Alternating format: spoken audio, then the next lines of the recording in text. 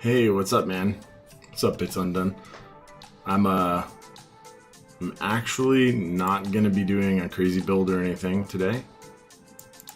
I'm literally just gonna be pulling apart some old Alps stuff because, you know, it's fun. I'm gonna do 5140 keyboard and this Apple 2C with some Amber Alps. And I'm not gonna, I guess, here, I'll put it up there so you guys can see it on the bigger screen, the main one. So yeah, so got some Ambers and some Browns. Got to do all that good stuff, you know? Got to fuel the Alps addiction somehow. I'm actually gonna jump over to the soldering station pretty much right now. This was kind of an impromptu thing. These have just been sitting here for a little while, and I was like, I gotta get them handled. And I figure I'm like always riding that edge right now between like affiliate and not, so yeah, I wasn't going to. I totally wasn't going to. It's just I got like just a little bit of time to desolder these Alps, and I figured I might as well stream it in case anybody had any questions, or because I was gonna desolder them anyway when I saw them there and was like bothered by it, so might as well stream it, right? In case anybody wants to know anything about a 5140 or an Apple 2C as it comes apart. 5140s I've done a ton of. I've actually never pulled an Apple 2C apart. Hope you guys can hear me. You can't hear me, right? Yeah. Okay. Yeah, Browns and Ambers. Gotta fuel the addiction, man. Too much Alps desire in my life. This one, you mean? This one's sharp? Not this one. This one actually is not even operating at full res. I was having a problem with it yesterday. This one though, get it to autofocus on my finger. Yeah, that one. That one's, it better be. I mean, that's a Sony A7R2. Like, it's pretty trick for a webcam, right? Anyway, I'm gonna jump over to the soldering station. I'm gonna drag this stuff with me. Let's feel free to have conversations. Yeah, I'll talk to you about the setup in just a sec.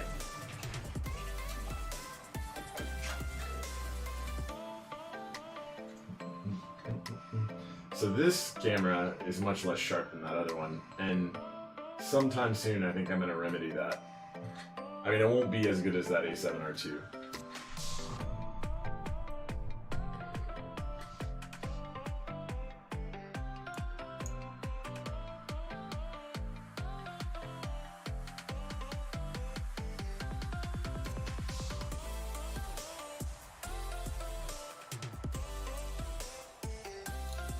Alright.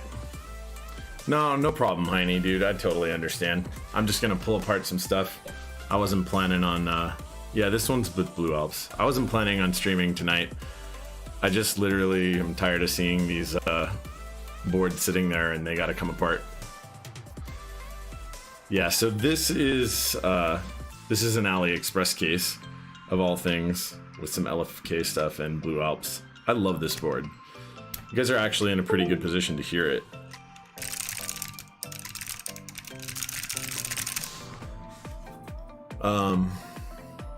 So It's Undone was asking what's the setup. So the over-the-shoulder camera over on my main desk, which is where I normally have that cleaner looking video, is an A7R2 looking over my shoulder with just a 55mm lens, fixed f1.8, so super low light capability, right? You PM me a link on Discord. Oh, hold on one sec, I'll look.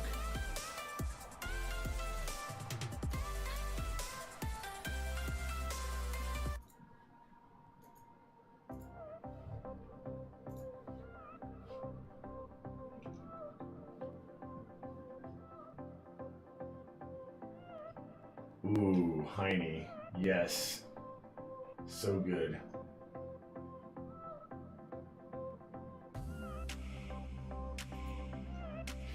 Yeah, Heine, that link is awesome, dude. That's really awesome. I'm totally gonna check that out more as soon as I'm done desoldering these guys. So I get back to the setup question, right? Setup. So above the desk here, right above this blue mat right here, is a C922. And then in front of me here is a C920. The face cam that I have over at that main desk is a C922 also, but that one seems to be having problems. I can't really understand why. Maybe I need a different one or something, I don't know. Honestly, Logitech streaming cameras, they're not good for streaming. All the settings get lost and stuff. That A7R2 is running through a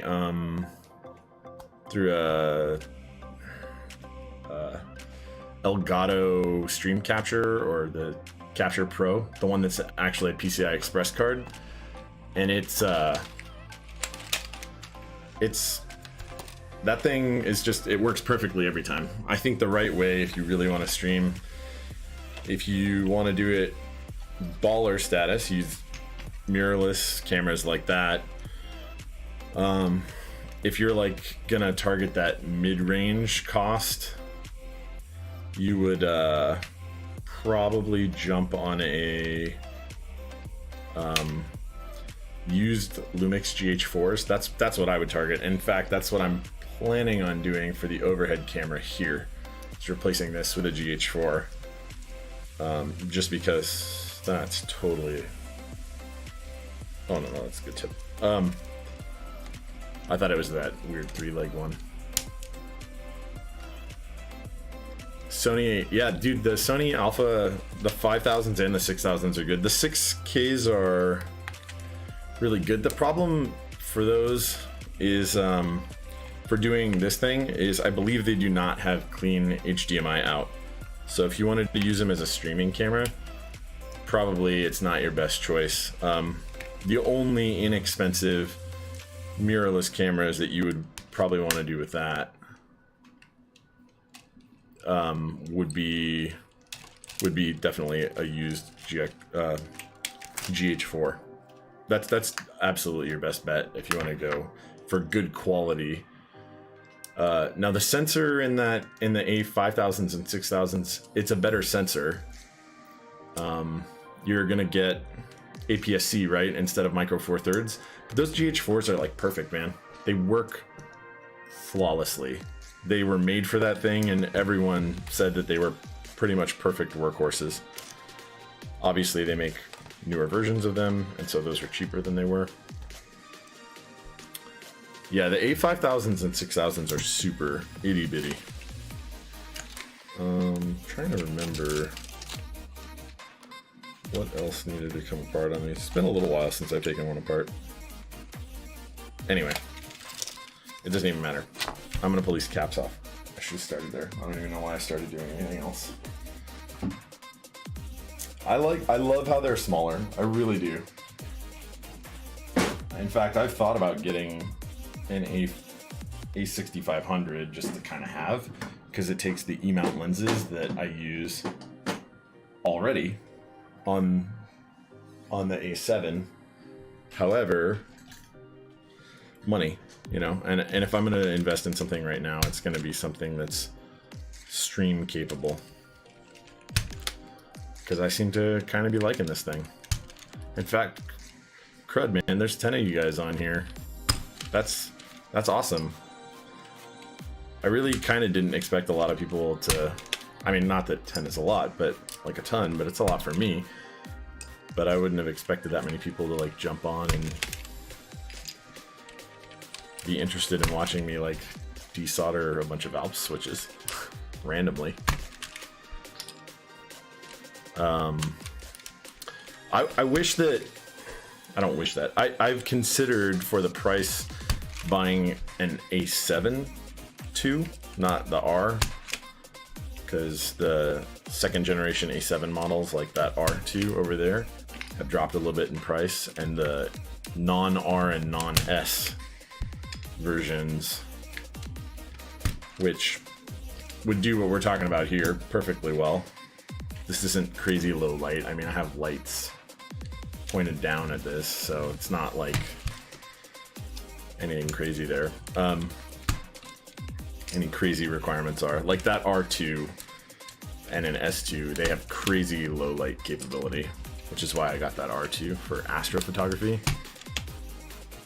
They are bigger though than the 5000s and 6000s. I don't know. Anyway, I think I'm going to target a Panasonic GH4 for this cam.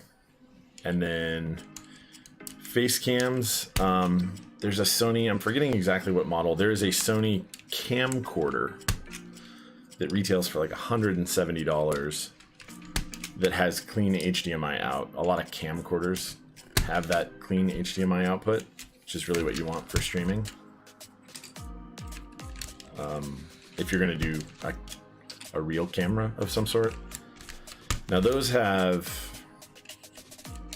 okay, so micro four thirds is a crop factor of 2, and APS-C, which is those alpha 6000s and 5000s, that's a crop factor of 1.6.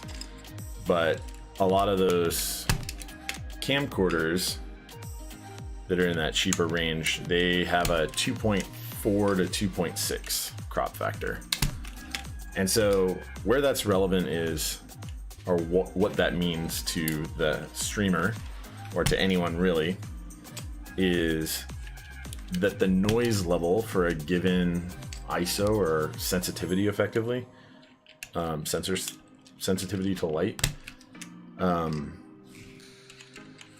for a given, basically for a given amount of light, you're going to have more noise given a similar aperture. So the camcorders have like built-in lenses, so you don't get to change your aperture. It just is what it is. But the ISO sensitivity of this camera, or the crop factor on this camera, is really bad, like a lot more. I don't know what it is exactly. I think I looked it up before, or tried to find it, and it's really abysmal. Anyway, what it ends up being is just, you see a lot more fuzz in the photo. Like if you look at this blue or this cable or whatever, you can see noise in it. I can see noise in it on the image that I see, whereas that A7, like, you don't see anything. It's just super sharp and it doesn't look noisy at all. It looks clean. So that's pretty much, oh, I forgot that this shift is stabilized. It's so weird. Yeah, anyway, it basically just means the picture looks a lot better. And so if I'm gonna up my game in that arena, that's how I'm gonna do it. I'm gonna get a slightly better camera for this kind of thing. For everything that's mostly looking at me most of the time. So here, if I can get a camcorder, it'll go right here. And then this camera will move over, or vice versa. Pretty much what I would target to increase the quality. Now that being said, it's not like the quality is bad. I mean, it's just, I've kind of been into video and cameras and photography for a little while. Yeah, yes, it is. It is in fact. This shift is 175. Fairly sure. Yeah, it's 175. So it's a stabilized 175. I was like, wait, yeah. It's weird. I don't know what to tell you guys, man. This is actually a pretty clean board, honestly. There's a little bit of junk in here, but I knew that these felt really clean when I was touching them. Like really, really extraordinarily clean. Like maybe cleaner than the cleanest Alps that I have. I don't know though. Maybe not. There's like some factory lube there, I'm thinking. Whatever the case. Whatever the case. They're coming out and they're going in a bag.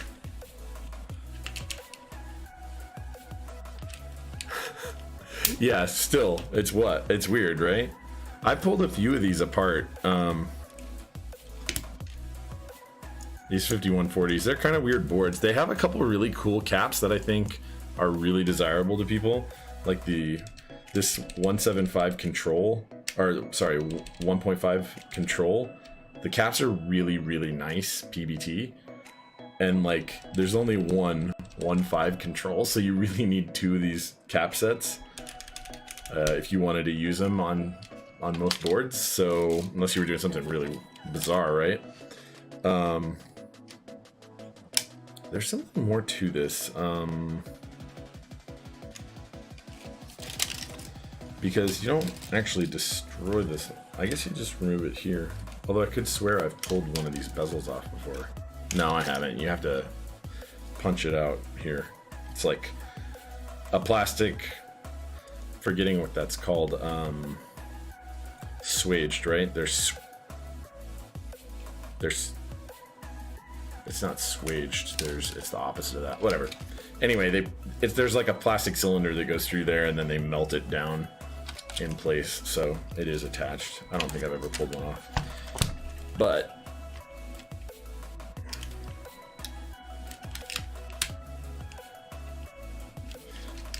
yeah,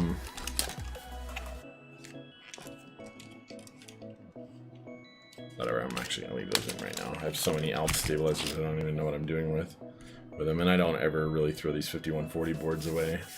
I don't know why I keep the 5140 boards. It's just I like the 5140 so much, I'm like, I don't want to toss it. So I grabbed baggies for these. It may, I don't know how you guys store all your vintage caps, but pretty much I just toss them in bags. I've been in the opposite boat of a lot of people with sets that I actually like. I've been buying GMK trays to store them in. I know a lot of people have so many GMK trays they don't know what the heck to do with them. I have key sets that didn't come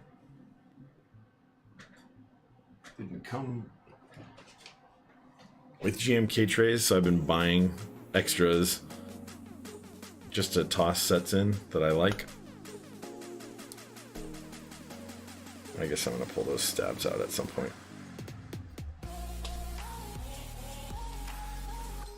But I am taking the I keep all the wires from all my Alps salvages because they're the stabilizer wires, because they're useful. You might even have to like customize an Alps wire by, you know, bending one back out of shape.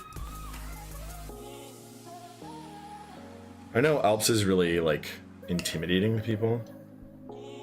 Yeah, I like the trays too. They take up space, but honestly, like, it keeps your stuff organized. The keycaps don't get scratched up or messed up in any way, really. I don't know. I think it's desirable.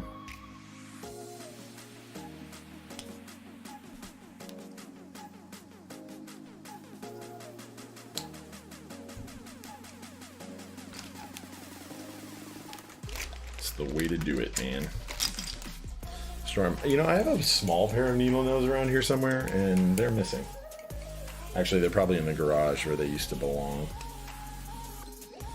before I moved them into this little roll-around tray that I have down here. Useless spacebar. It's like 5U or 5 1/4 or something silly like that. Oh, I'm a jerk. I did something dumb when I pulled this apart, by the way, which is I broke this little guy. I've broken a few of these in my time. The stabilizer plunger. Man, I'm an idiot. Why did I do that? That kind of sucks, man. Oh well. Oh well. Such is life, I suppose. Alright, so this is not going to be a big save. I'm not going to try real hard to, like, save this, No, I didn't. Okay. I did save this one, though.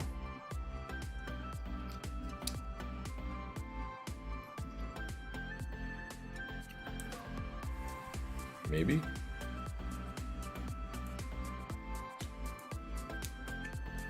Yep, saved.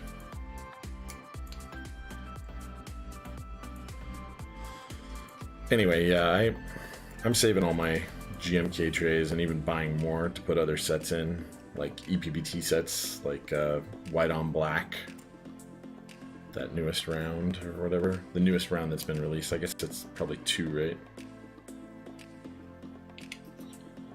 I have an interesting story about that.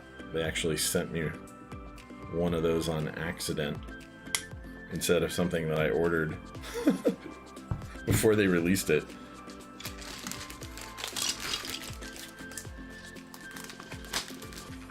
I was like, all right, I'll take it. I'll take it, guys. Thanks.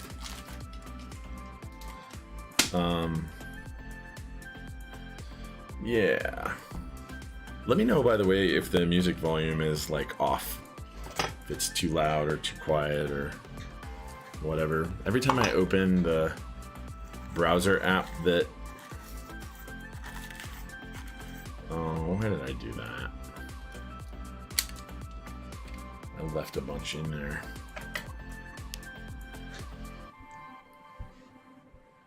Ooh, yes. Thank you so much for posting the gallery. That's awesome.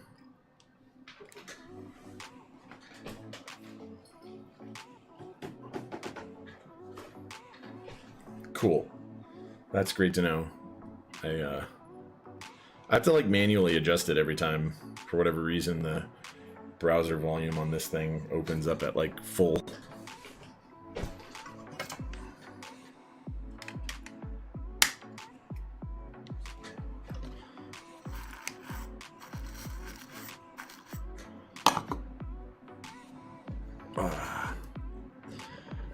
When am I going to use those throwback caps? Well, Okay, so I believe that what I want to use those caps on, and I'm sharing all my secrets, guys. I have a couple different options, right? So recently I took that TX84 apart, right, and rebuilt it on stream. And a really big reason that I did that, what is the Alps?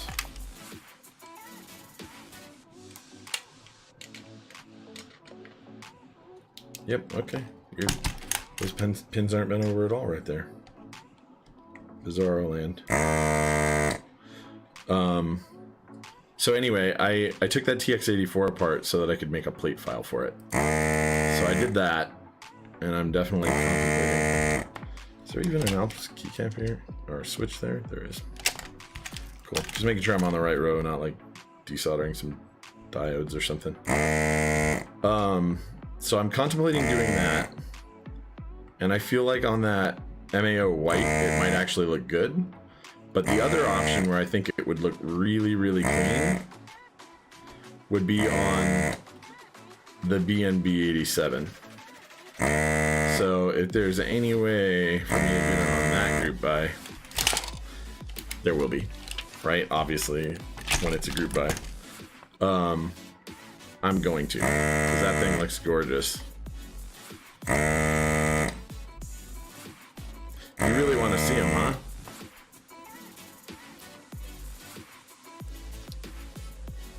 Yeah, I mean, that's what I'm thinking. Either that TX84 or that. I'm open to suggestions, though. I mean, if you guys really absolutely want to see them, I don't know which of those would happen first. Me getting a plate made. I did actually talk to Heine about getting one made out of FR4, and I'm contemplating it. Part of me is tempted to like get a bunch of plates made for more than one kind of board, but with the cost of the FR4 production, it might just make sense to get the minimum order, even to myself, and try and see if anybody else wants a TX84 plate file on Alps. It's surprisingly not difficult to make a file. I don't know if it's perfect or not. Try and get some people to look over it, but it seemed like it was a lot easier than I thought it was going to be. And I guess I'm not trying to save this plate, so.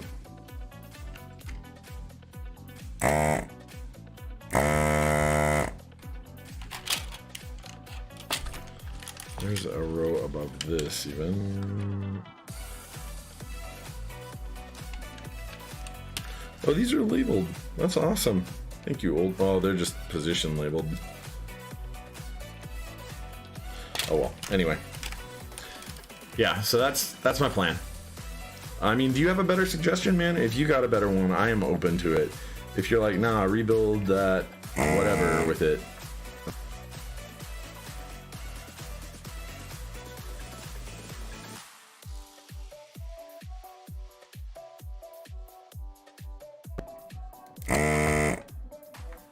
I really want to do a TKL with it, honestly, not a 60%. I'm so unlikely to use a 60, and I have all the parts for TKL support.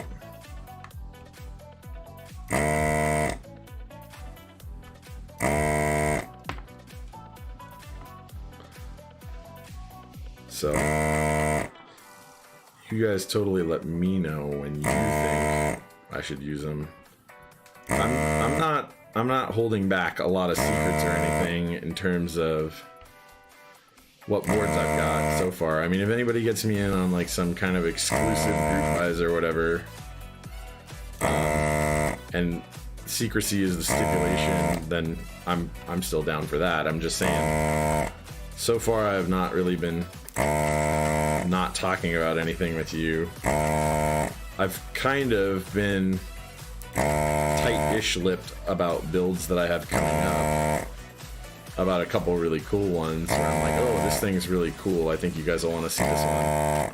And maybe that's a mistake because they are cool and the hype train is real sometimes with some boards, right? I think you were using normal cherry inserts or something. Oh yeah, on the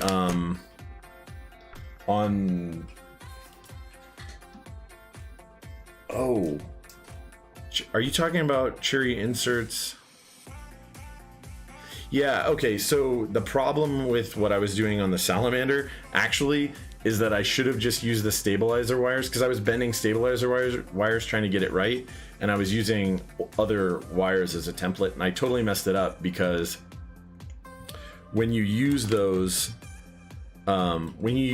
caps, you need to be using stabilizer wires that were made to go with cherry inserts, right? Not with the open-ended, extra long Alps insert, right? How it's got an open-ended thing. So the stab wires, this portion of the stabilizer wire right here, this length part right here, height, whatever you want to call that, that's actually shorter on ones that are made to go in cherry inserts. And so what I should have done is just use the ones that I pulled off that K104, literally all of the stabilizers wires. It would have worked perfectly. And I actually figured that out as I was building it with those tie-how ones, because they use exactly the same ones.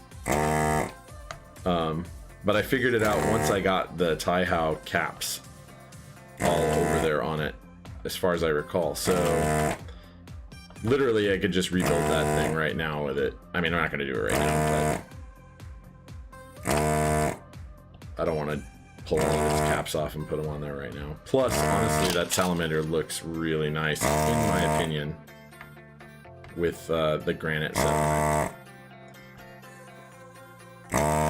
Oh, sorry. It would use the same stabilizer wires as this board, not as what's on the salamander. But I have more of these stabilizer wires because I had a couple K104s. So if you just pull the K104 stabilizer wire set off and use it directly, it will work with those. But I like that salamander with the SGI caps that are on it. So I'm not planning on moving it right now. I mean, I could rebuild it. I don't know if the like blue accents would go well on that red board though. The muted granite look actually kind of looks really nice on it, in my opinion. Plus those caps feel really nice on Alps Browns. Like really nice. They are thicker than the DSA throwback, right? Although if you guys, I believe it was in Heine's, I think it was in Heine's Discord.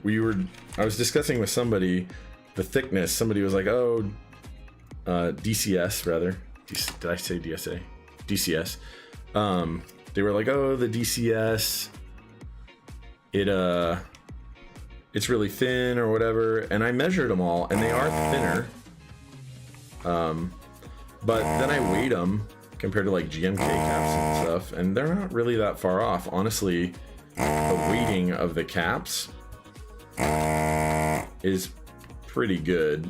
I don't know. You can look at the results that I posted there. Probably I should like tabulate those, but I actually have a milligram balance. It's not a really high-end one, but it's pretty accurate.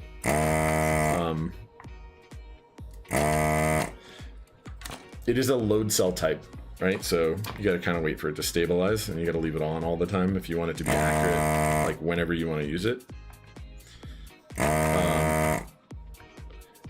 But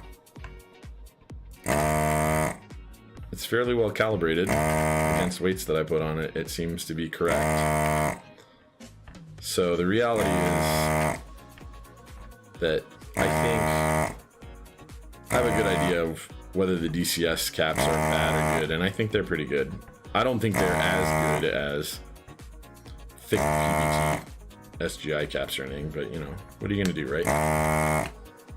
Yeah, I appreciate that you think they look good. I think they look great. Now that they're on there, I almost don't want to put the throwback on them.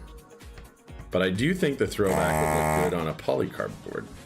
Thus, the B&B 87, right? I mean, I think it would be a great board.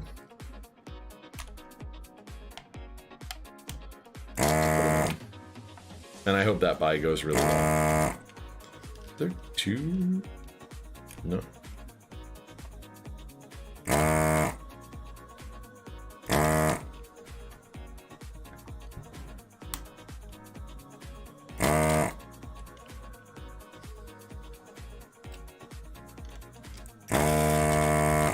Why is this leaking so much? Guess it needs to be emptied. There's not. I just emptied it. Yeah, I'm like delaminating pads on this thing. Not all over the place, but they are coming up a little bit here and there. That's what you do when you do silly things like I was just doing and like lifting the keycaps with the tube.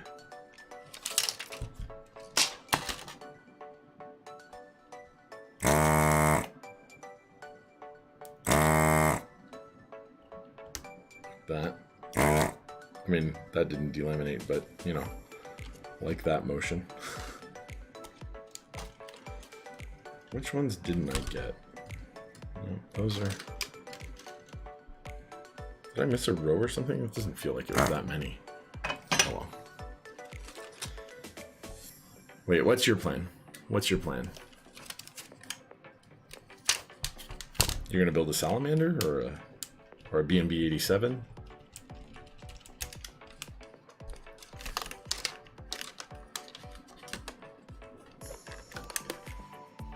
Oh,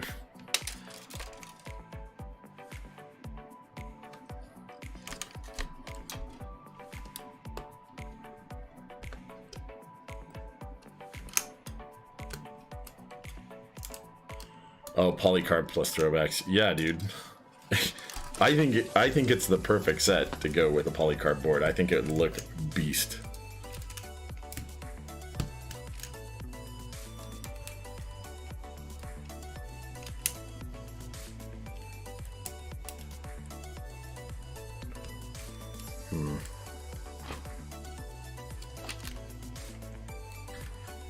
I have a spudger somewhere around here.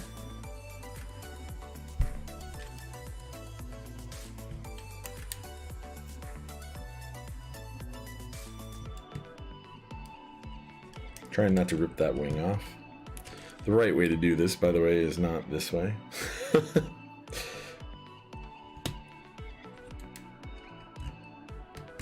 But this will get them out. And I don't actually want to lift the whole thing. Yeah, see, those wings came up just fine. Those ones are fine too.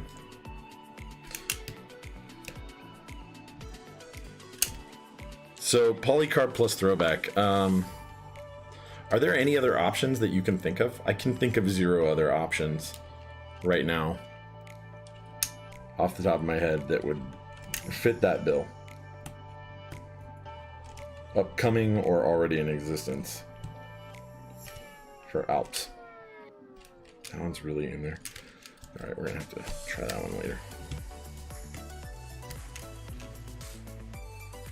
Yeah, see, those are in good shape. That was actually a good method.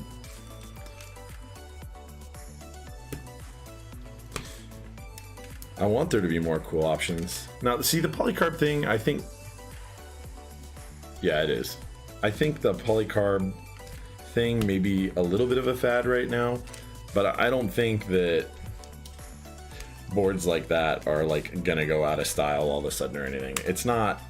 It may happen to be a fad right now, but it's also stylish in a way that isn't gonna be trash. We're not gonna look back at it and be like, "Ugh, what were we thinking? All that polycarb." We're gonna look at it and be like, "Dang, that was a cool thing we did. We were all into for a little bit." And then you'll see it recur every now and then, I think. It bums me out that Alps selection is so few.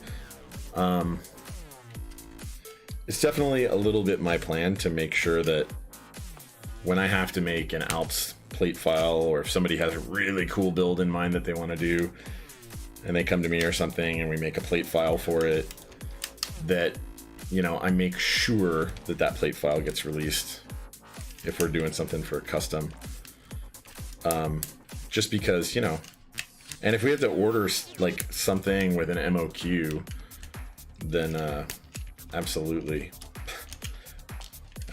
just sell the other plates, right? I mean, keep one or two around, sell the other ones so that somebody can use them. Yeah, dude, well, it's not even like open sourcing. I mean, if I have to reverse engineer a thing to get the product that I need, I'll give people the files. It's going to be really hard for you to claim that you have some kind of a legal, and it's not even about claiming, right? Because I don't want to be shitty to people. I'll always reach out to them and ask them, hey, is it cool? But in the end, like, and I'm not hating if you guys, any of you guys are into Apple, but like the part about Apple's operation that I despise is the part where they want to force me into a specific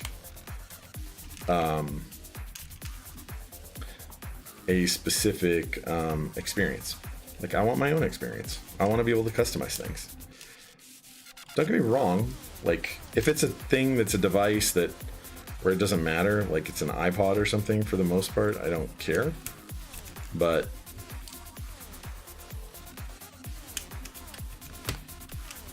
like, I use my phone a lot of times in my life for more than just a phone and more than just a music player. So I want to be able to jailbreak it, right? Why would you be against that? Sure, don't support it, whatever. I voided my warranty. Or the software portion of it. Sure. Fine with it.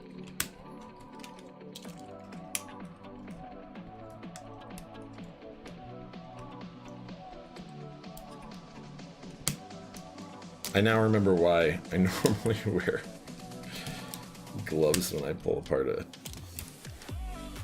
5140 board. Although I don't think I've ever pulled it away this way. I think I've always just desoldered all of the switches and pulled the whole plate off, or the whole PCB off, and then pushed the switches out, which in hindsight would have been faster.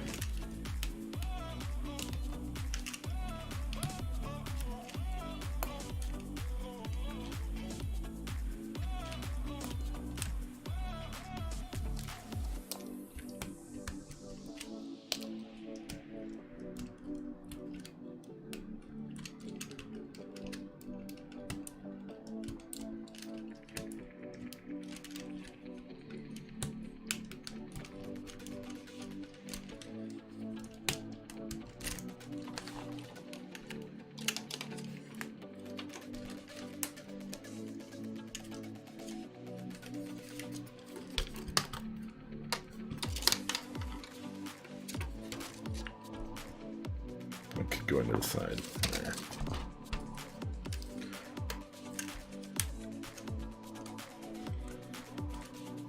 Man, if I got all the way up to this top row and then I have to do that thing anyway, whatever, just do the top row.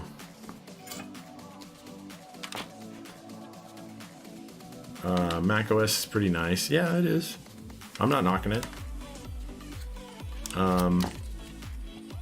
Never pay for it. Yeah, I wouldn't either.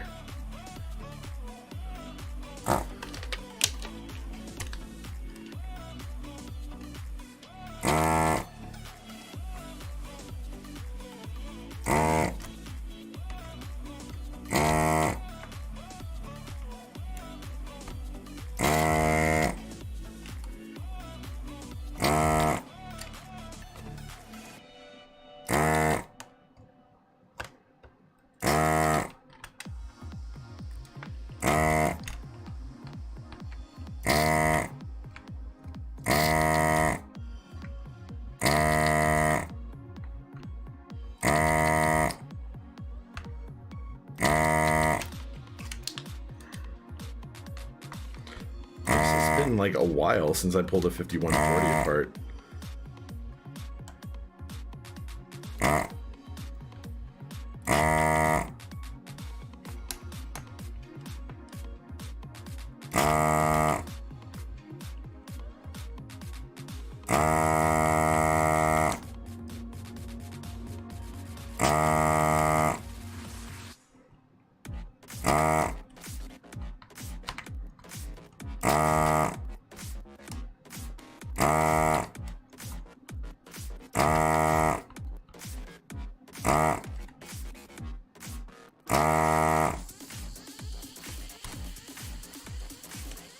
Oh, that's the thing I hate doing. Yep, I bent both of those off. That's the only two I broke off. And they're on the same switch. I mean, they'll still solder in. They broke off at the surface level, but it's way less than awesome.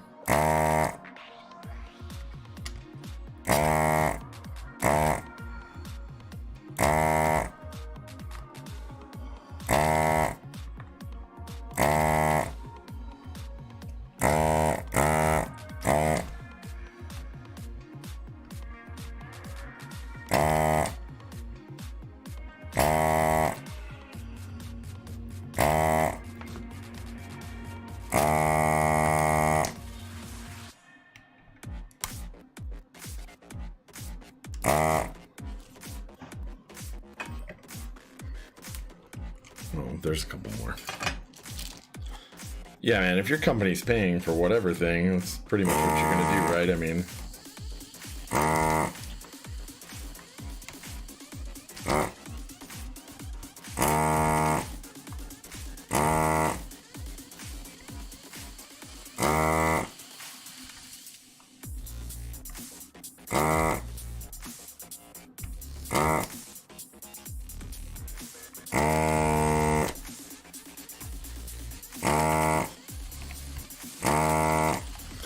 did I miss any? There's one odd one, the FN one. Yeah. Love that there was a function layer on this keyboard.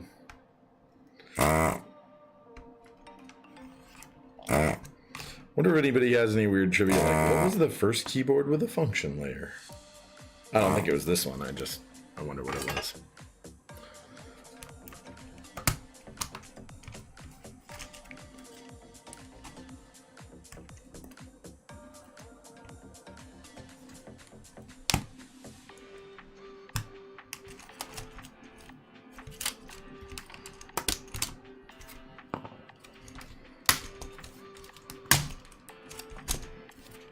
And that's one way to handle it. Oh no, don't take these out. I don't want these greens. These thin greens. Literally nothing I can do with those. I actually do not like removing the switches quite this forcefully, unfortunately, because it does break wings sometimes. Trying to be careful with these. Support them on the backside.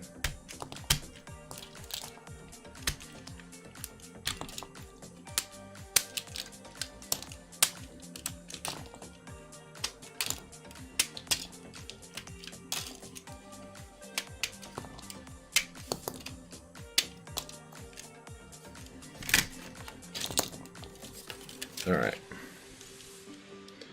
These are going to get set off to the side because they are done. I'm going to sort through these browns later.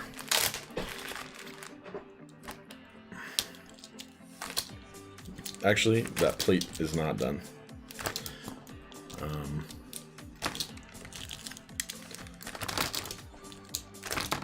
Now, I've never pulled an A2C apart before myself. I looked at instructions a really long time ago, and I don't remember anything useful about them. See, a couple wings broke off in that process, pushing them out of the plate like that. Well, I only see one for sure, but... Okay. those to get labeled soon. Now that I have this plate apart,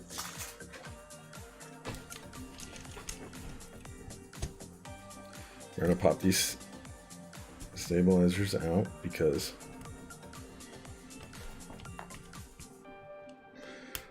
might as well, right? I have tons and tons of these little doodads, but there's a reason for that.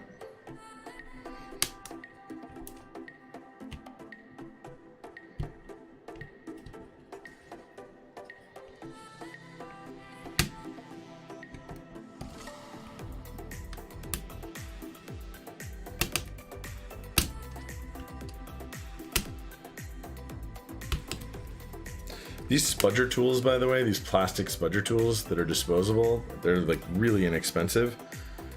If you're doing keyboard harvesting and stuff like this, they're like super useful. Super, super useful. Highly recommended.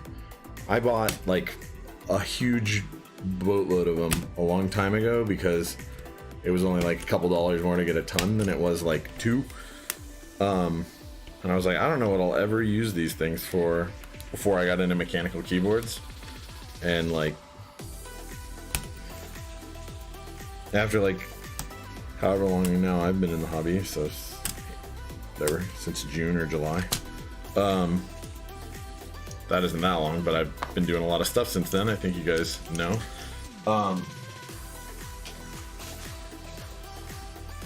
June, I think. Anyway,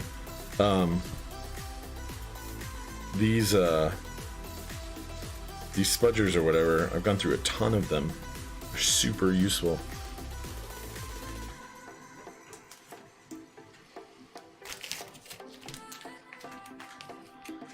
Oh yeah.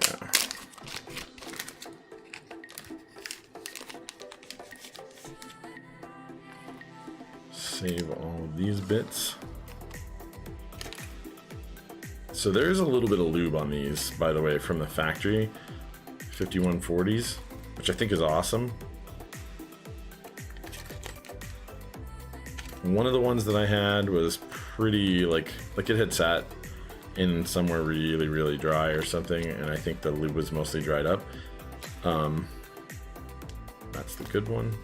And then other ones have been in really good shape. They've all had either some actually good lube or remnants of what was obviously good lube at one point. All right. Another thing I do that I think is a good idea, if you guys want to take advantage of the same thing, is I took an old like pill bottle that I had laying around, and and I just saved like random screws and stuff in there. We need to go to Japan, hunt down people who worked at Alps Electric. Oh man, you know, like literally the month before I got into the hobby, my workplace, we used to have, I've worked in the organization that I worked in for a little over a decade, a really long time, right? I was pretty young when I started there, but we used to have Indigos, SGI Indigos and SGI, what are the blue one? We had Indies and we had something else. I don't know. We didn't use them a lot even when I got there, which is forever ago. They used them for really specific purposes. Anyway,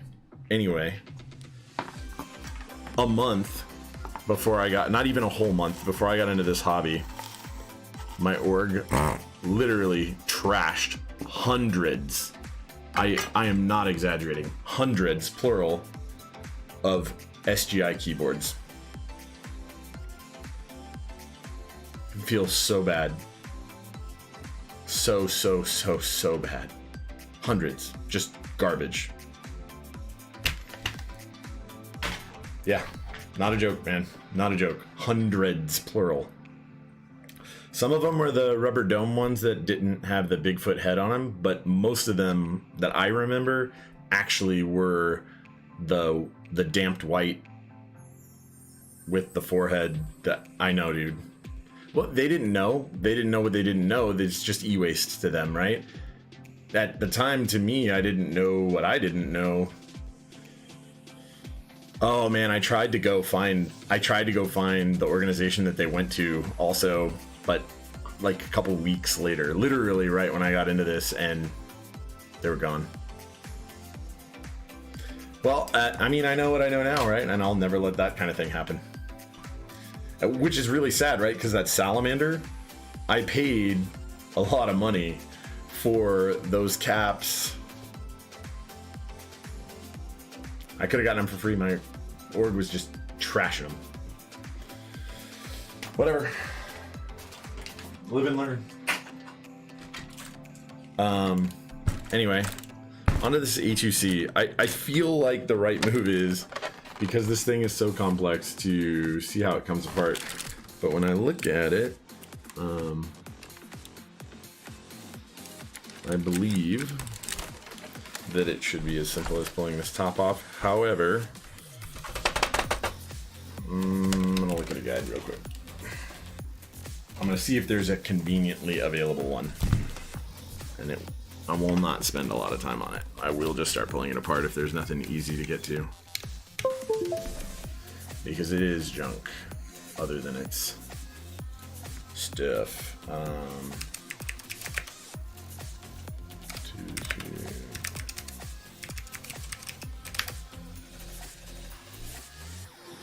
A2C teardown, there's a video. No, we're gonna mute that real quick.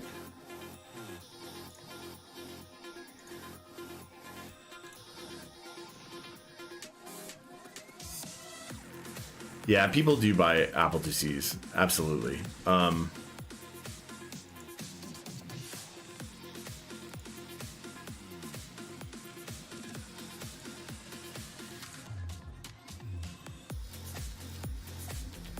Ooh, there's a picture. It looks like the top just comes off. Yeah, all is one piece. And then the keyboard literally just slides out, because it's attached, it's sandwiched between the top two pieces, the top and bottom part of the case. The screws that you pull out. Yeah, okay, that's easy enough. Yeah, people do buy Apple IICs. There are people that want vintage keyboards or vintage computers. The thing is that this came in like Guy even said, it doesn't work. Yeah, I'm not gonna trash the rest of it. I could salvage the board itself. I don't know that I'm going to try to prevent to some really huge extent any pad lift at all. I mean, I'm not going to try and damage it or anything. But Alps boards, like if every pin is bent over, which is common on Apple boards that I've dealt with, it would take time. I could salvage it. I could absolutely pull it apart without any pad lift. It would take a really long time. But the guy who sold this to me, like this came from some school or something like that, but the guy who I bought it from, when I was talking to him, he's like, it absolutely doesn't work. It's junk. He's like, I'll even send you the power supply for it. I was like, no, I trust you. If it doesn't work, it doesn't work. He was like, he was telling me it wasn't just a safety thing, like, or a safe way of selling something on eBay. You know, you just say, hey, this thing might not work, right? So that people don't, you know, do some kind of buyer protection or whatever on you.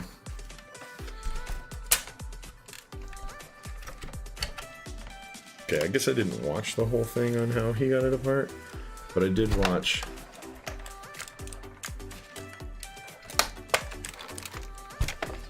Maybe I should have done that.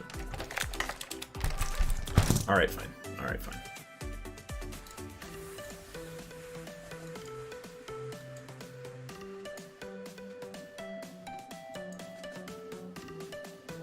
Yeah, he took the center ones out too.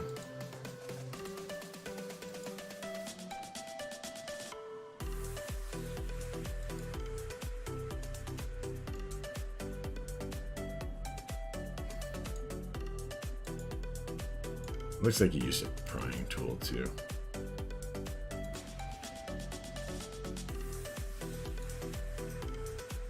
All right. Yeah, he took these out too.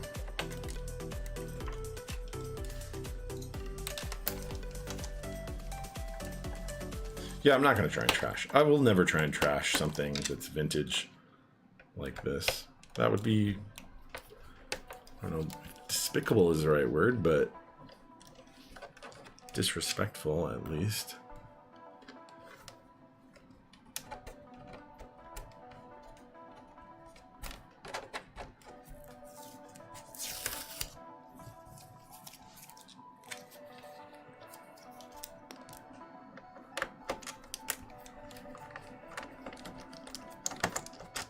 I actually feel like those machine screws, these ones, sorry, probably aren't part of what's holding the case together. That these, like, they're like self-tapping, some kind of self-tapping screw. Anyway, I mean, obviously they weren't used in a self-tapping manner, but, sorry, not self-tapping, but almost like a wood screw, kind of. Thread pitch.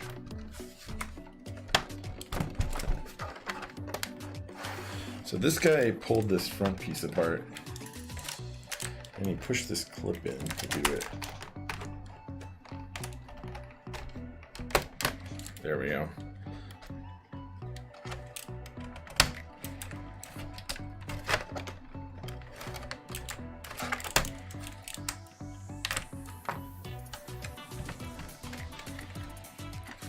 So if I cared a lot about this board though, this would not be the way I'd be taking this apart. Like if he had said this actually worked, I would not pull it apart by just, you know, glancing over a video real quick. That would be, because there's no reason to like actually trash all the components, right? That being said, we haven't trashed anything yet. Hopefully we don't at all.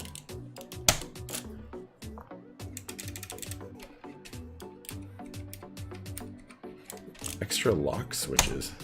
That's cool. I did not remember that.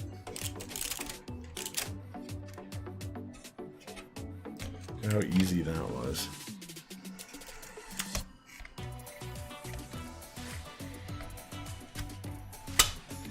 Sorry, you get a good view of my elbow. Oh, they're like, so many are bent. Oh, actually, you know what? I take that back. Not all of them. That's a fair bit, but not all.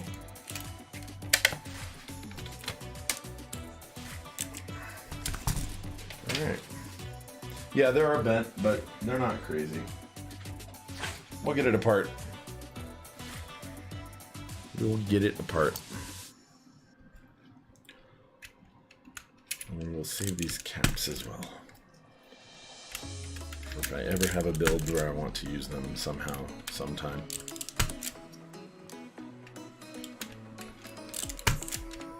You are a professional pad lifter. Like on vintage boards, right? Not on modern production stuff. I mean, I would guess not on modern stuff. I feel like if you're using a desoldering gun, it's fairly, I don't know. I shouldn't say that it's straightforward. It is a skill. It is absolutely a skill. Right? Without a doubt. Actually, let me put that back in. Ooh, I need a new filter on the back of this. I swear the next time I go to desolder something, I will make that happen.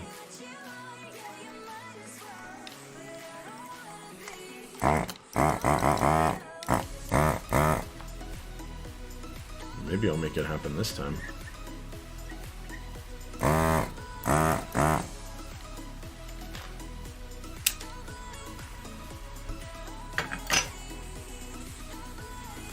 Maybe not. We'll see. I'm gonna try it without replacing it this time.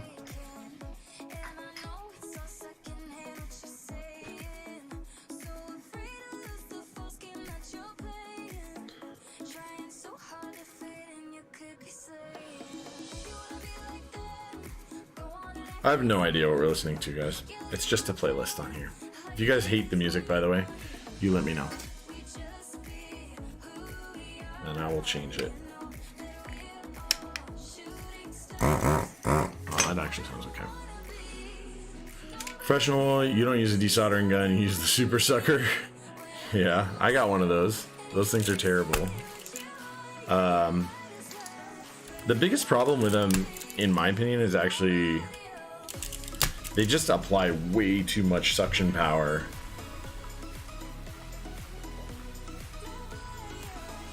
And they kind of need to, right? Because it's only one stroke, so they got to evacuate a lot, so they need relatively high pressure and to move quite a lot of volume.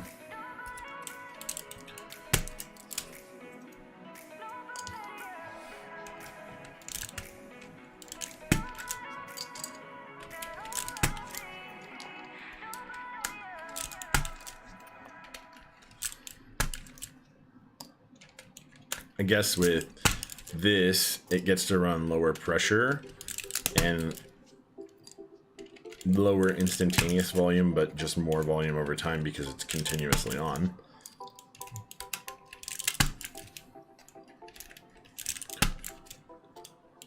I mean, that would be my guess based on my experience, right? The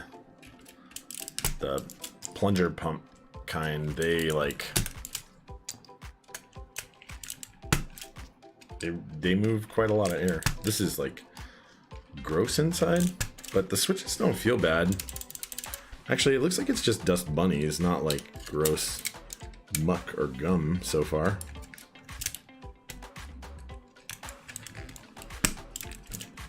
Like there was major spills or anything like that.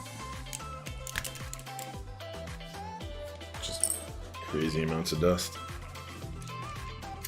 which does affect Alps. These don't feel bad. They don't feel like a million times better than blues. Like I said before, it is not the same thing.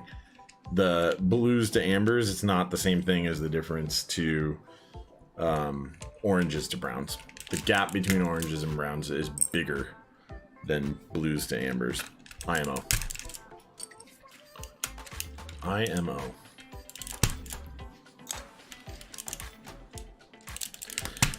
Yeah, if I had to use the super sucker all the time, boop beep up, I would absolutely hate. I would never offer desoldering services. That's for dang sure.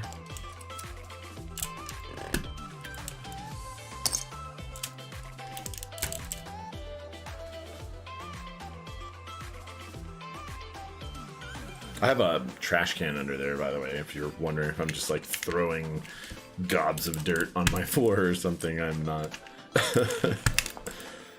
I just realized I saw myself on camera, like just, yeah, whatever, it's down there. I was like, oh, it totally looks like I'm throwing that stuff just ground.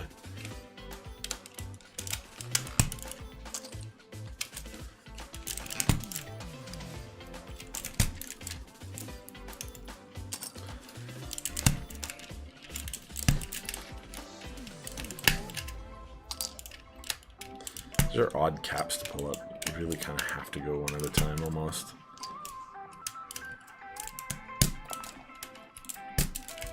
You don't have to, but they don't stay in the guard very well because of their profile. Or in the top. Yeah. Floor, trash can, same thing. You know, whatever.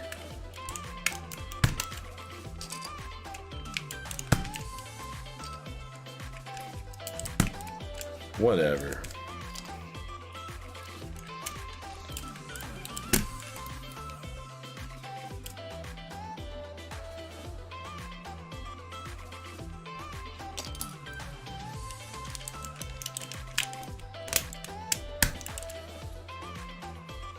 Just trying to save that. FYI. So I like lifted straight up on it. Look at that really tiny stab wire. You come with me if you want to leave. Come with me if you want to leave. Right? Little Terminator action. Oh god, it's gonna be so gross when I lift it up. It's still gonna be gross when I lift it up. Alright.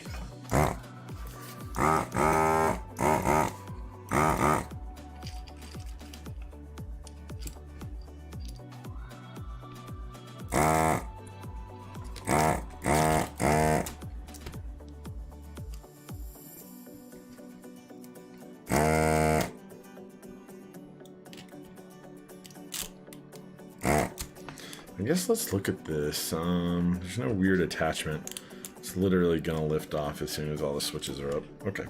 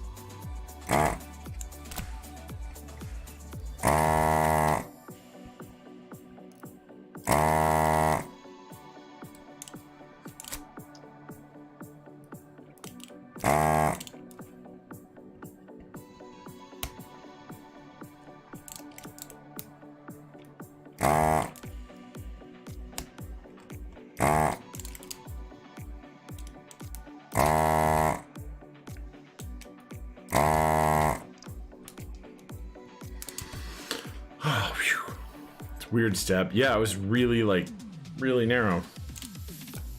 It's a weird cap, though, right? I mean, I don't know, man. I didn't build it. I just am deconstructing it. No design tech here, or design engineer here.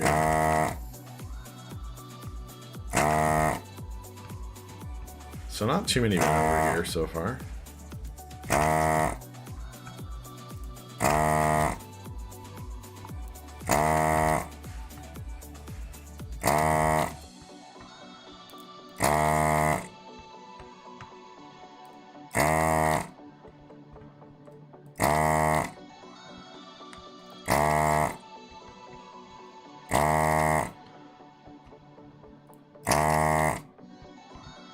I'm curious, do any of you guys do a lot of vintage deconstruction or reconstruction of any of these boards? Like, do you guys do a fair bit? Or, I mean, if you don't have a desoldering iron, this thing would be much more dissatisfying.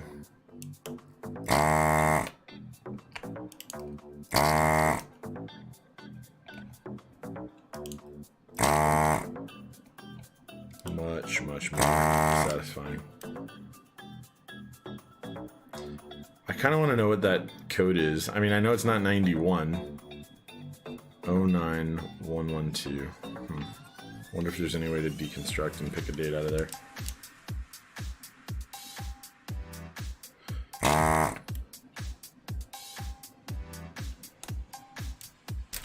Oh no. Damn it. I hate it when that happens. And it just a little bit too far. I mean, like, they'll still solder together. Oh no, pad lift. Fix the pad lift. Stop lifting.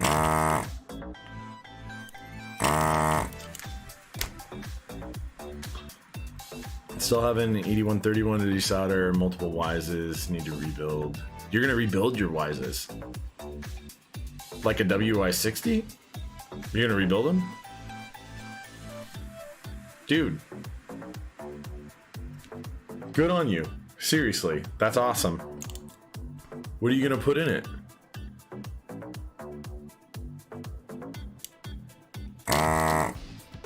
Like, that's really, truly awesome. I only ever really see people harvest them for their vent blacks.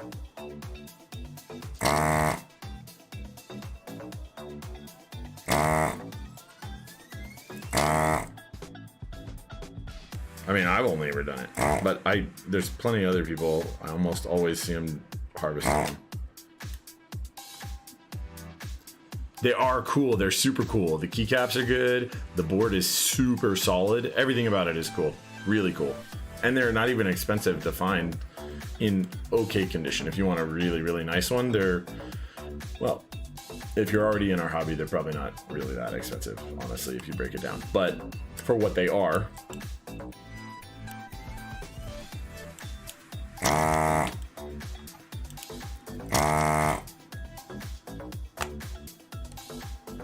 like if you're already in our hobby, they gotta be one of the cheapest things around that you could think about buying. Yeah, please do, man. And let me know before it happens somehow. I totally want to watch it. I really do. I mean, I'll watch the VOD otherwise, but that's something I'll sit there and interact with. That's awesome, dude.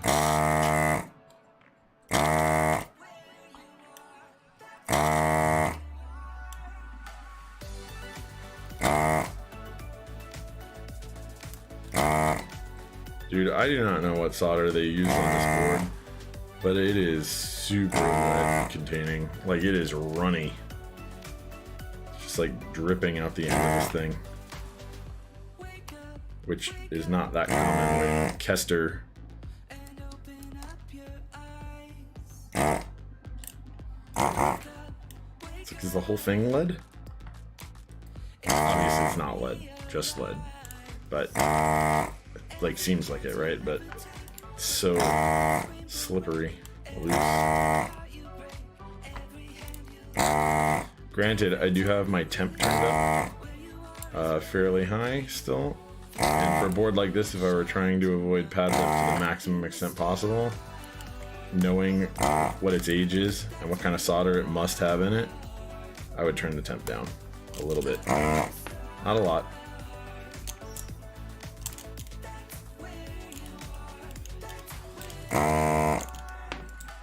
Like, I think I'm rolling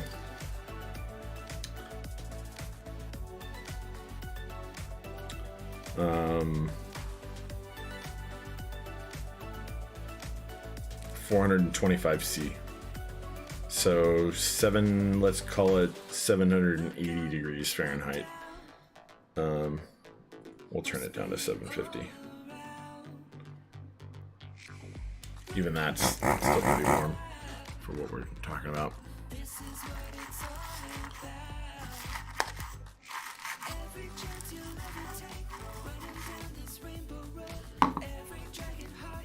This is a really weird song we're listening to. This whole playlist is weird.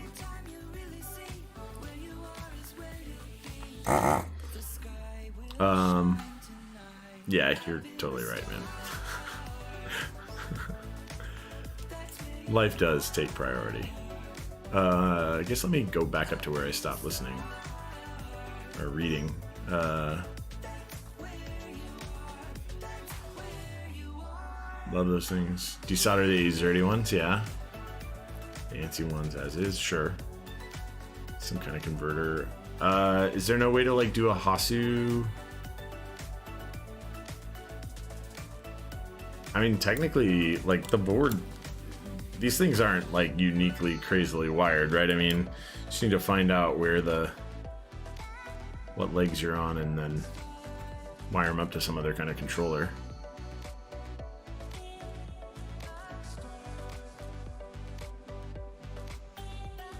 Build log, yes, please build log or stream. I think stream would be awesome. Build log also. That's a pretty like cool project to do. It really, really is. I really wish you good luck with it because, well, I think it's cool. People that want to have cool old vintage boards that they restored, it's awesome. I picked up an Epson Q203A. Only thing I ever picked up at a thrift store on a keyboard I ever really found there. Picked it up for $2.70. Like literally change that was on me. I almost never have change on me, but I did. And I picked it up I haggled with the guy down from $5, and it was actually really nice. But he was kind of like shady. I pulled a keycap and one of the springs came out for a second, and he was like, "Oh my god, you broke it, you bought it." I didn't even know what I was looking at. I was really new in the hobby, and I was like, "Oh dude, okay, well how much is it?" It was like, he just like named, he's like, "Oh, $10." And I was like, "Oh, come on, man." And then like I found the spring wherever it had dropped and rolled under something, and I was like, I had been looking it up, like what it was, and I was like, "Oh, it's, you know, it's worth at least the $10 or whatever." But he was being like such a jerk about it, trying to like maybe find it. And I was like, "Oh dude, well," because I had my card on me, right? I would have paid him the $10. So at that point I was just like, this guy's kind of a jerk. Like I found it, I put it back together, I was like, "See, there it works," or whatever. He's like, "Okay, whatever." And then like I went out to my car and I was like, I got this change in my cup holder or whatever. I like grabbed it and I walked in there and I was like, "Hey dude, I'll tell you what, man, like I got this change on me. I'll actually just take the board if you'll do it for like this." And it was like $2.70. And he was like, "Fine, it's yours." And I was like, "All right. Alrighty then." It's actually pretty nice. I took it all apart, cleaned it really well. Isopropyl alcohol. Like, I put it all back together, and I powder dry lubed so the buckling spring rides inside of a cupped slider that pushes against the dome on the bottom. And so, not a dome exactly, right, but a capacitive membrane. Dome over capacitive membrane, and the slider with the buckling spring inside the cup, right? It's super weird.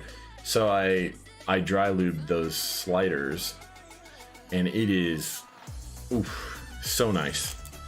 So nice. And I got it for $2.70, so, you know, win.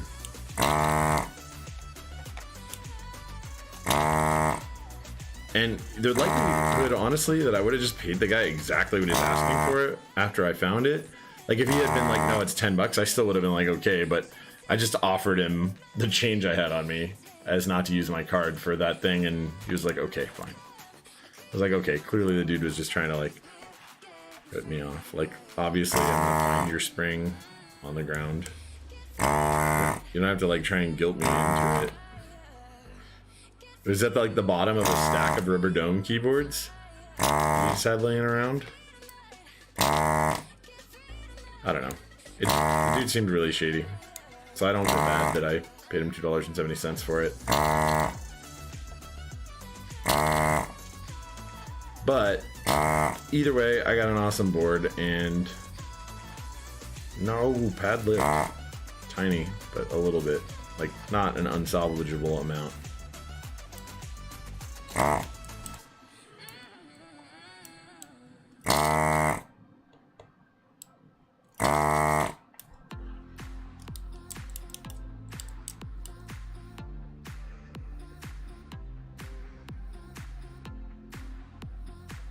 Get people hyped on these cases and caps before they all end up. Yeah, I feel what you mean. I mean, it's sad that the WI, so many of them end up at recyclers and stuff. That's how they even end up on like eBay and stuff. You know, and obviously, dude, take care of like your life stuff before you do one of these things. Like, if you got something super important, you know, that's, don't let this get in the way. But I'm absolutely hyped about it, man. I want to see a cool Wise reconstruction stream where you rebuild it with something else. I think it's cool. I could almost use a Wise board straight out of the box without it being weird or inconvenient or whatever, and it would definitely look cool and feel super solid. Oh, why am I doing it like this? Like, not even showing you guys the full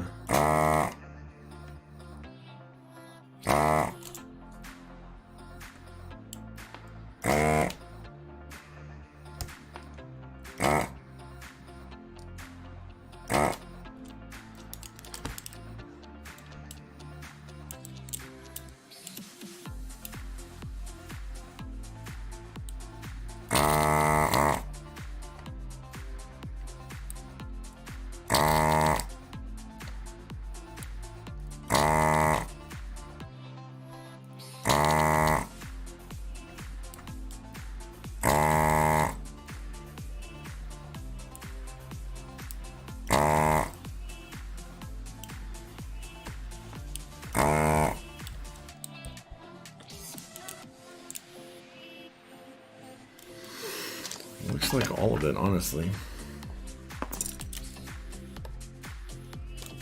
Can't be though, it seems so solidly attached still. Oh, one of those is really solidly attached still.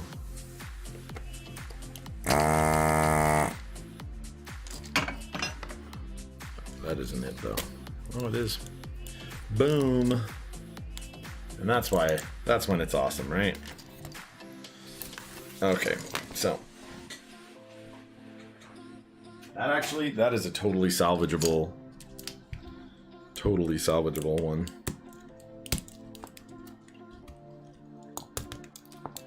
There's only like 2 or 3 pads that lifted just ever so slightly.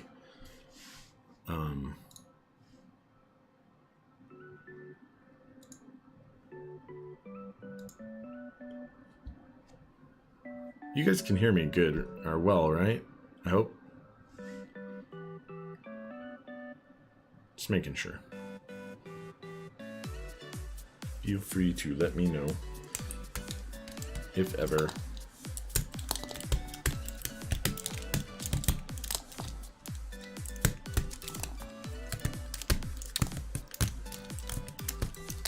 Just somebody had messaged me for a little bit. Said you were muted. Wanted to make sure. I think that was a while back though. I'm not good at paying attention to direct messages on Twitch sometimes when I'm streaming. I'll watch like the chat.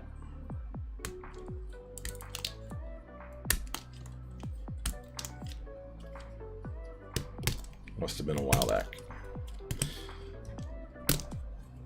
But I appreciate it when people do that. Thank you. And thanks for watching, guys. This is a fair bit of people to watch me randomly pull apart some old Alps boards. Appreciate it. I like it people are involved and people are interested in this kind of stuff. Makes me happy. It's like that Wise board build. You know, I mean, it's encouraging that people want to see Alps deconstruction. These boards, how to harvest them, how to get the switches that you want. Pull those lock switches. Oof. Man, naked, not in that board, they do sound and feel better than blues. There is so much dust in this case. I almost don't want to actuate them that much in fear that some of this dust on the surface will get inside the housing. I almost want to like pull them apart and blow them out.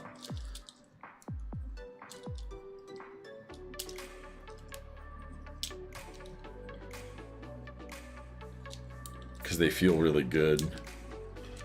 And Alps get so trashed sometimes by dust.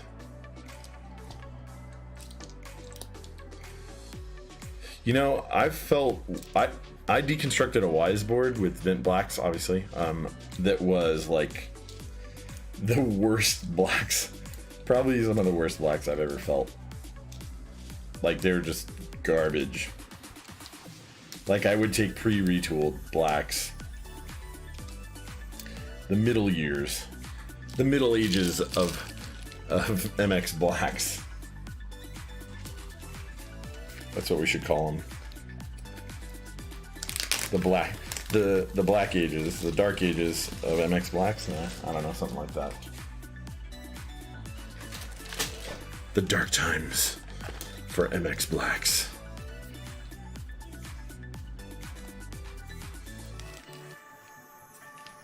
Even those aren't terrible. MX blacks have just always been okay, at least. The retooled ones are nice, though. Feels bad. I mean, does it feel bad because you feel like they're just the norm now? Or do you feel bad because they are not, the molds are not as amazing at producing? Because I think that after a couple weeks of use, they pretty much, in my experience, which is limited, by the way, they seem as good as any other blacks, really. Or are you talking about what was being talked about on Top Clock tonight?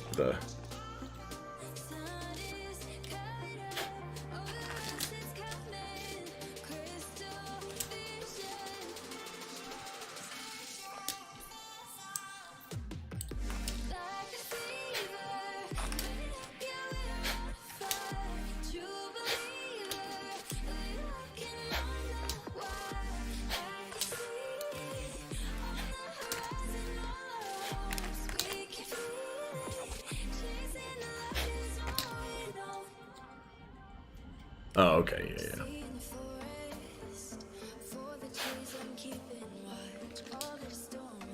Yeah, they have. They're still not as. They're still not quite where those were, I think, but.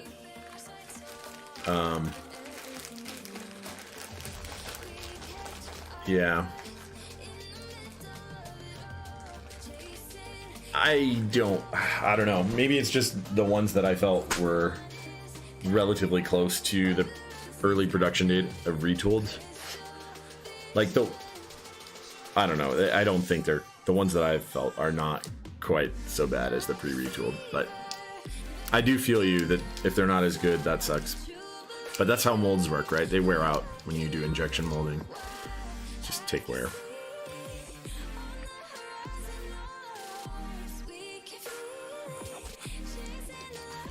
$0.35 each. That's actually not a bad price.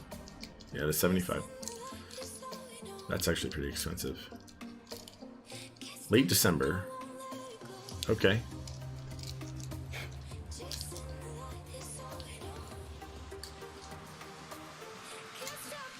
All right. Well, I mean, I'm almost done. I'm going to throw this stuff in bags. And then I'll show you tonight's harvest. But then I think I'm going to go. So, I mean, I'll be around for a few, but I'm not going to reconstruct that case right now anyway. But I will throw these screws out there with it.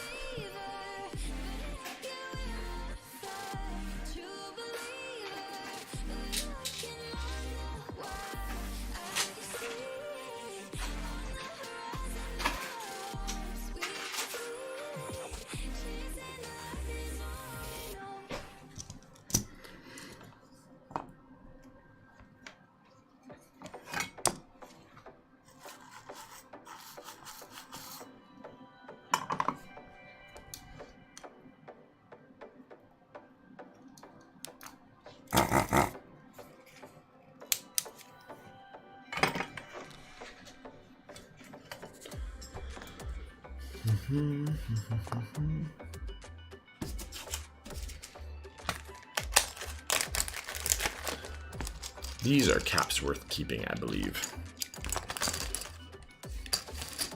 I mean, I'm not gonna throw any caps away, but you know what I mean. I'm actually kind of looking for them, or looking forward to them.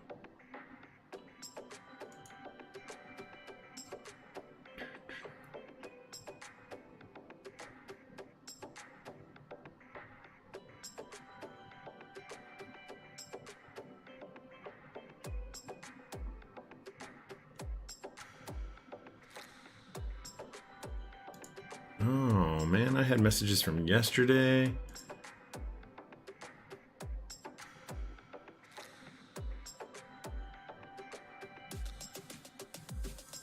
Oh. People had messaged me yesterday and I didn't respond to them because they had DM'd me. I need to get better about that.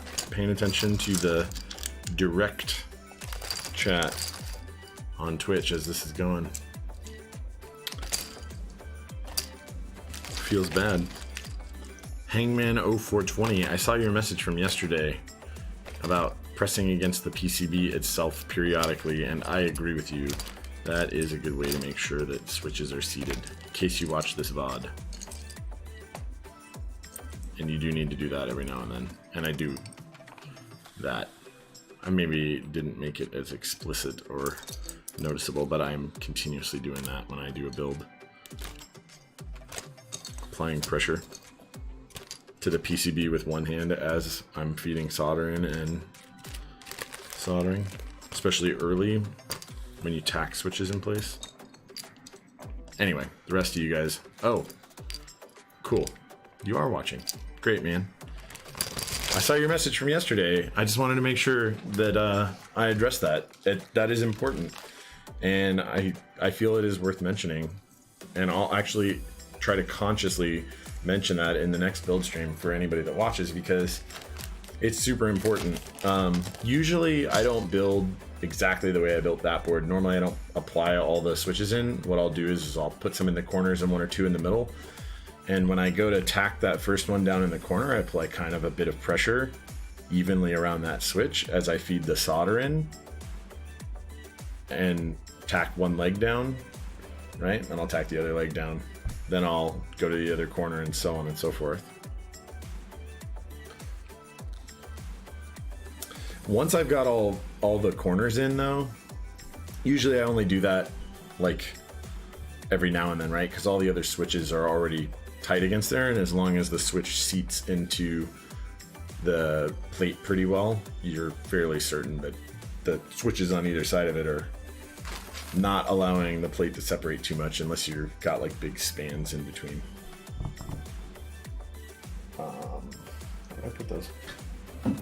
Here they are.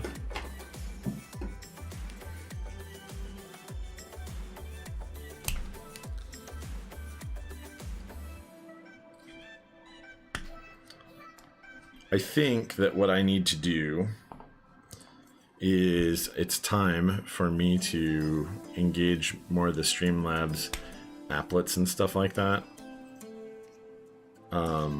Instead of just the chat widget, because I'm not using Streamlabs OBS, I'm using regular OBS and pulling that in as a web source. I don't know if you guys know what I'm talking about, but to engage more of their stuff. I actually like regular OBS more than Streamlabs version because it's usually several versions behind. But I need more of that stuff that helps me keep in tune with what you guys are saying, because you guys aren't, there's not that a ton of viewers here, right? I'm not like rolling as many as Nathan Kim or as much chat as Top Clack or something like that. And I see that those tools must be crazy useful for them. So I will work on setting that up. I'm going to be on vacation. This is going to be the last time that I stream until, because I'm not going to do it next Wednesday. It'll be the following one. So what's the date of that? It'll be the 20th. So that's another reason that I was like, I'm going to do this right now. It'll kind of help out, you know? So yeah, I'm gonna skip, but then when I come back, I don't know if I'm gonna do 1 or 2 streams that first week. I have a couple KBD 66s that I didn't expect, that a customer who did request a build from me accidentally sent me the wrong boards. He packed up one set, like he had boxes next to each other, and he packed those up, and he's like, oh, can you just, I guess, could you build those and then we'll do the other ones? And I was like, sure, right? So I'll build those. I'll probably build them in one stream because it's 2 of them. Yeah, whatever, man. I mean, it is what it is, right? He was actually going to be shipping me 3 boards to build initially, and then he just shipped those 2, the wrong 2. So I'll build those, and then after that, I guess for anybody that watches the VODs or is here currently, you'll get to hear like a sneak peek into the board that I build after that. It's going to be an LZ board. And then after that is going to be another TGR board. And then I'm trying to think about what I have lined up. Those I actually have literally sitting here. Those are upcoming builds that are staged already. I'm trying to remember. I have other things that are incoming. I just can't off the top of my head. I have sheets that keep track of all that stuff. Yeah, GHV2. Exactly. Dang, guessed it, man.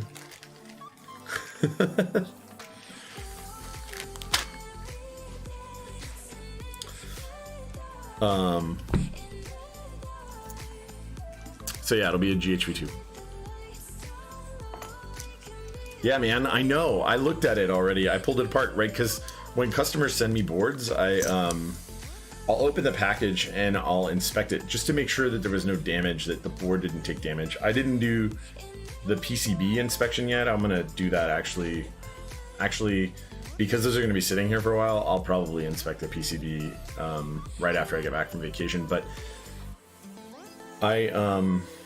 I inspect everything to make sure that there wasn't shipping damage, right? Because if there was, it's gonna change. It's gonna change the situation, right? I mean, so I always recommend to the people that are having me do a build to send me the board in the original packaging. And anybody that got something from LZ or TGR, or well, maybe not TGR because they don't come with kin bags, right? But like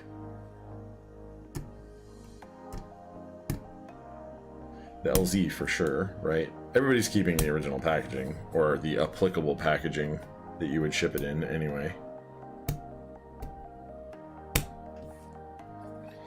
So, I mean, I always just recommend that people ship it to me in original packaging, because usually a manufacturer or whatever isn't gonna ship in junk. And if it's known, like if we discuss a board and it's known to have bad packaging, I'll actually tell them to please bolster it, you know? I don't want damage to your board in shipping to me, or in the return shipping, or any shipping, or at all.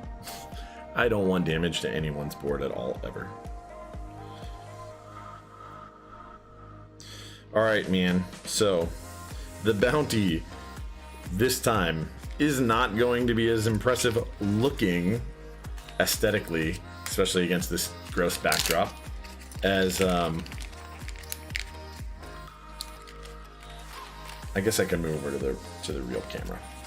How about I do that and show you guys the bounty in bags of today's effort. But I'm definitely going to show you guys, because that I feel is an important part of any stream. Even though this isn't for a customer, show off the things we got out of this today. Boom.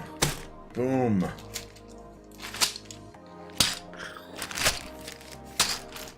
There we go. And a couple stabilizer sets.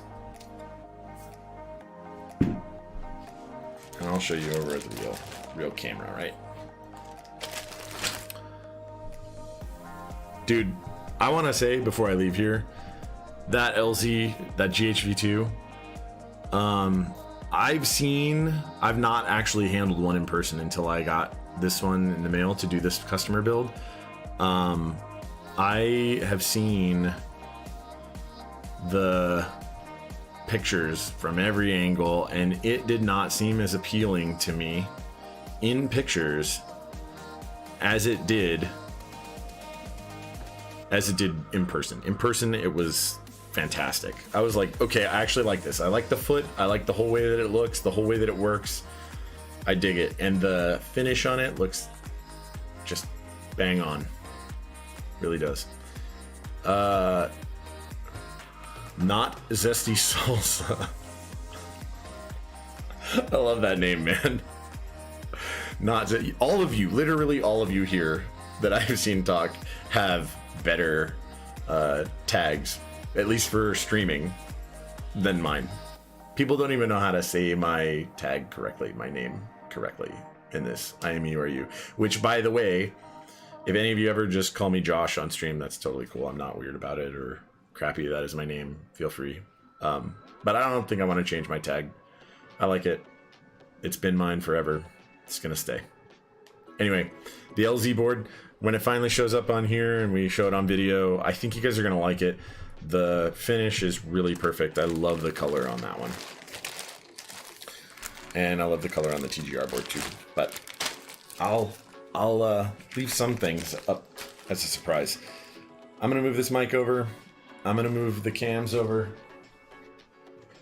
Maybe that other webcam failed again, so I'll have to recorrect that.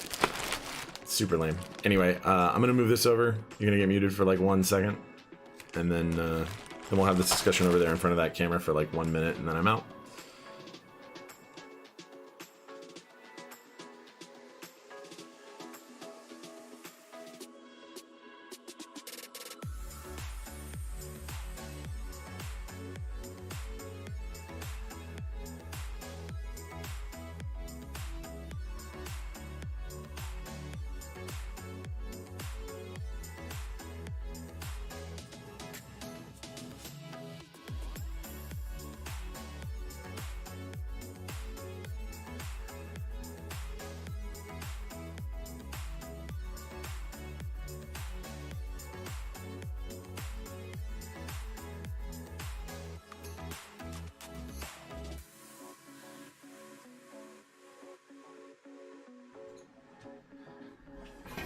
All right, guys.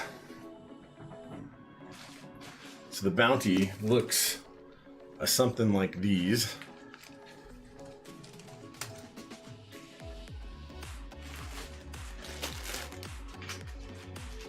Something like these.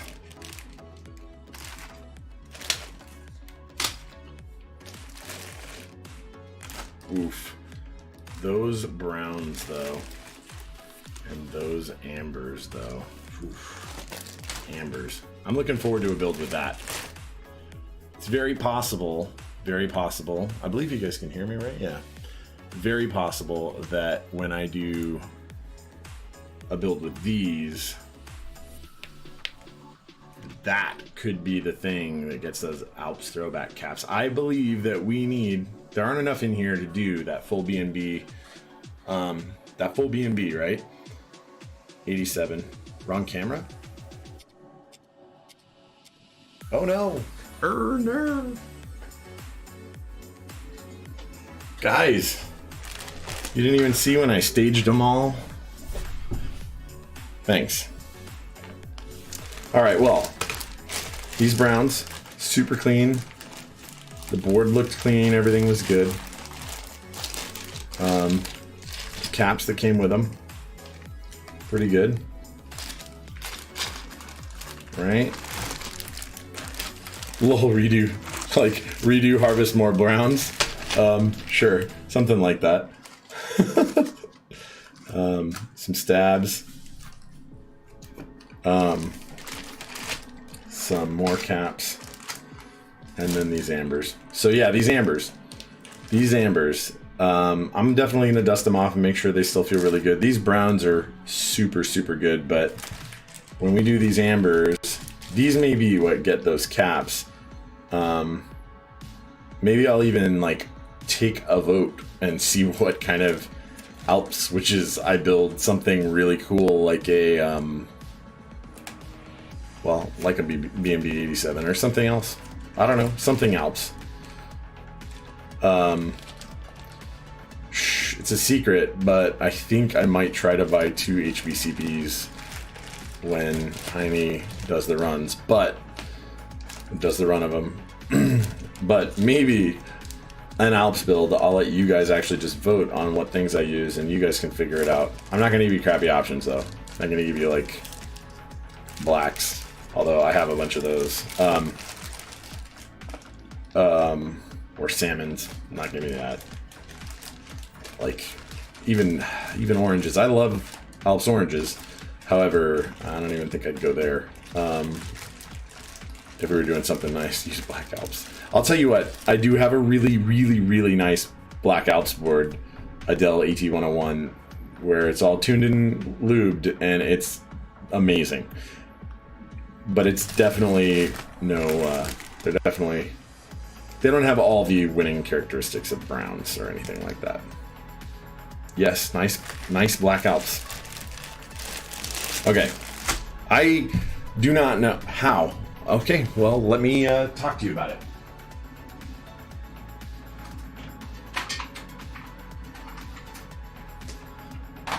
This isn't the board, but it's just like this board. At my work, there was a Dell AT101. First thing I ever lubed up, first thing I ever tuned or did any work on. I pulled all the keycaps, washed them off really well, although it was already super clean. Browns hurt your baby fingers? Seriously? No. All right. Anyway, Black Alps. I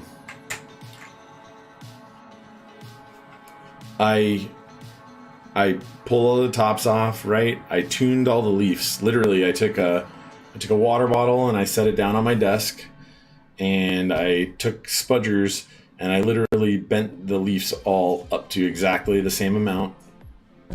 5 gram springs, that's gross. For me, that's gross, 5 gram springs. Anyway, bent all the leaves exactly to the right place, bent the actual contact leaves out with tweezers to the same spot where they rested in the case.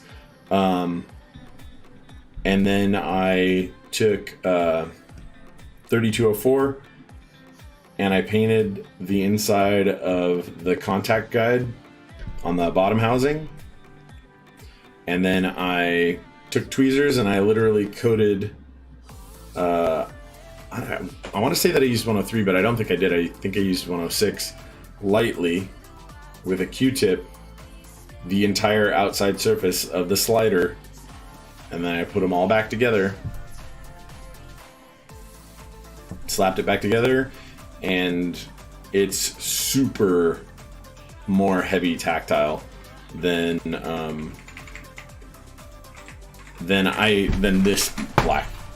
these Alps blacks, and it's super consistent. It was super awesome, but it took like 8 hours, and it was the first thing I ever did keyb wise, and it kind of turned me off from ever hand lubing again. Not that I haven't done that since then, but you know, not amazing. This Alps black has a fair bit of work into it also. When I bought it, it was super nice, super clean, but it came from Florida and there was some rust that had formed on the plate itself. And so what I did is I popped all the caps, carefully desoldered this board so that there was zero pad lift, very carefully desoldered it, removed all of the, yeah, I agree, bag lube for life. Probably not on Alps though. Unfortunately, I don't think it's a great option for Alps, but pulled all the switches out of this. I took the plate off. I have a sandblasting cabinet in my garage. I sandblasted the paint or the plate off, got all the rust off, and then got it back down to bare metal, and then I painted it, and then I let the paint dry, and I put it back in here and soldered the switches back in, and it's pretty nice. The switches aren't tuned though; they're just regular pine black Alps. Not pine, bamboo. Sorry, they're bamboo. They're the less good. They're nothing special about them. They feel like regular black Alps. But all the legs are straight in them, so if I ever want to desolder this board again, I'm not really risking pad delamination really. So I could throw whatever in here. I'm not gonna do something crazy like throw these in there, because there's way better boards for these. Or these. Look at these. Oof. Guys. Oof.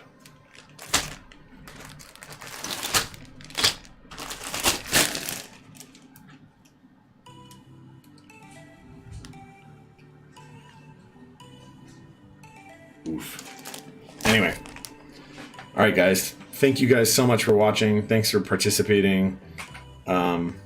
For being part of the chat, and for, you know, just generally seeming like cool guys to talk to. I appreciate it a ton. And I will catch you 2 weeks from the Wednesday that just passed. If maybe not before, depending on how I feel right when I get back, I may like do another kind of impromptu something or other, but no guarantees on that. If not, absolutely. The plan is that Wednesday as of now. Again, may do something a little before that. If I do, then it'll be probably moving it to that day for then. Thank you guys. I appreciate it. I will have a blast on my cruise. You guys have a great weekend. Have a great week. And I'll have internet for part of the time when I'm in U.S. ports, because I'm doing a California coastal. So I'll be active in some Discords and stuff like that. And you guys are very welcome. Thank you. Bye.